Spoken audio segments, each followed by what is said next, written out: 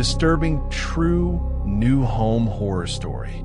I never believed houses could remember things until I moved into one that did. This happened 2 years ago when my wife Emily and I bought our first home. It wasn't huge, it wasn't fancy, but it was ours.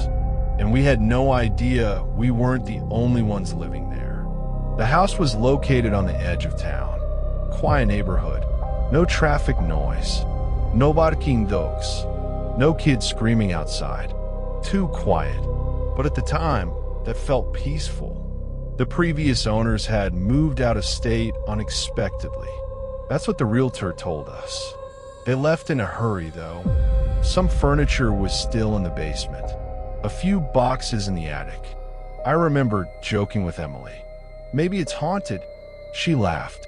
I wish she hadn't. The first week was normal. We painted the walls, rearranged furniture, ordered takeout, and sat on the living room floor because the couch hadn't arrived yet. It felt like a fresh start, until night 8. At exactly 2:13 a.m., I woke up, not from a dream, from a sound, a slow dragging noise, like something heavy being pulled across the floor downstairs. At first, I thought it was the refrigerator, or maybe the wood floors settling. But then I heard it again. Scrape. Pause. Scrape. It was coming from the kitchen. Emily was asleep beside me. I grabbed my phone and walked downstairs. The kitchen lights were off. Everything looked normal. Chairs pushed in. Nothing moved. But one thing was different. The back door. It was unlocked. I was certain I locked it before bed. I locked it again and went upstairs. That was the first mistake. After that night, small things started happening. Cabinet doors slightly open. The thermostat changing by itself. The hallway light turning on at 3 a.m. Emily started blaming me. You probably forgot, but I knew I didn't. So I installed security cameras. Front door, backyard, living room, kitchen, and one in the basement. For the first 3 nights, nothing. Then on the 4th night, I checked the footage. At 2:13 a.m., the kitchen camera activated. Motion detected, but there was no one there. The chairs were still. The counters empty, but the camera kept recording for 7 full minutes. And during those 7 minutes, one cabinet door slowly opened. By itself, not slammed, not jerked, just opened, like someone invisible was standing there. I didn't show Emily. Not yet. The basement always felt wrong. Cold, even in summer. There was a storage room in the corner with an old wooden door. It didn't have a knob, just a metal latch.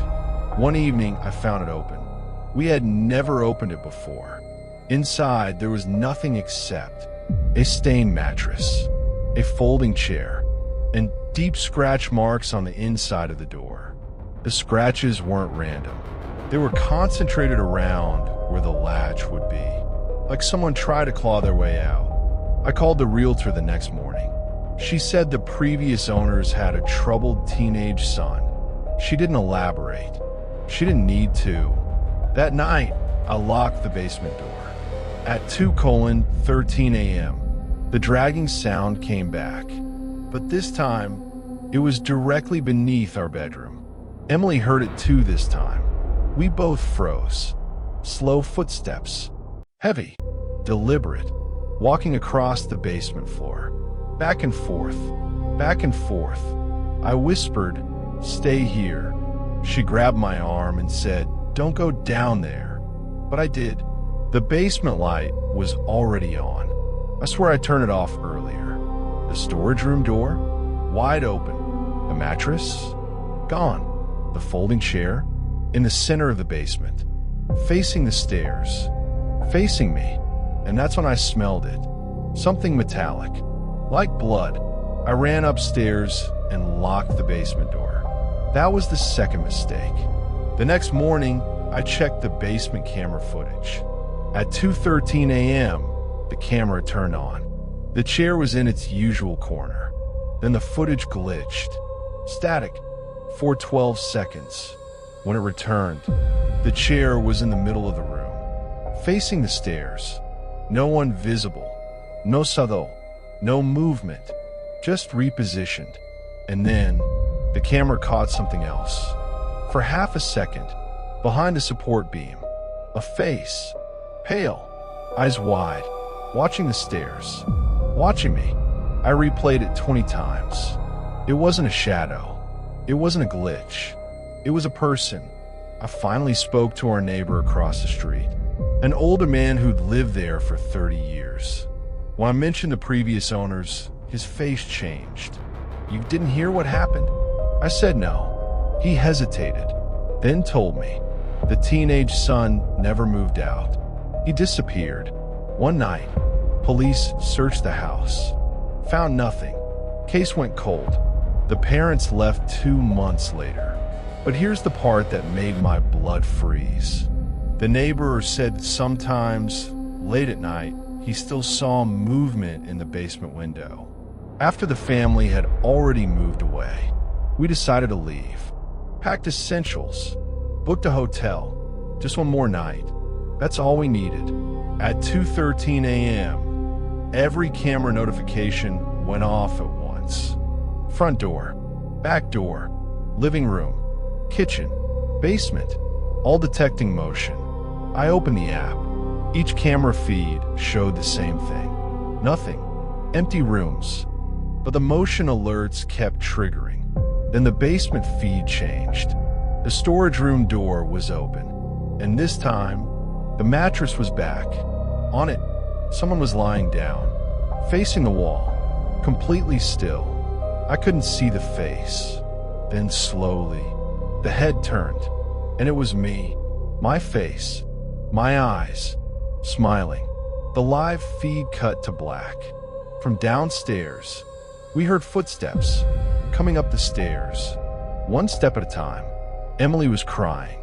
The bedroom door handle began to turn, slowly, deliberately, and then silence. No footsteps, no breathing, nothing. I opened the door. The hallway was empty, but at the end of the hall, the basement door was open again, and the light was on. We left that night and never went back. Sold the house at a loss. Didn't tell the new buyers anything. Sometimes I check the property online.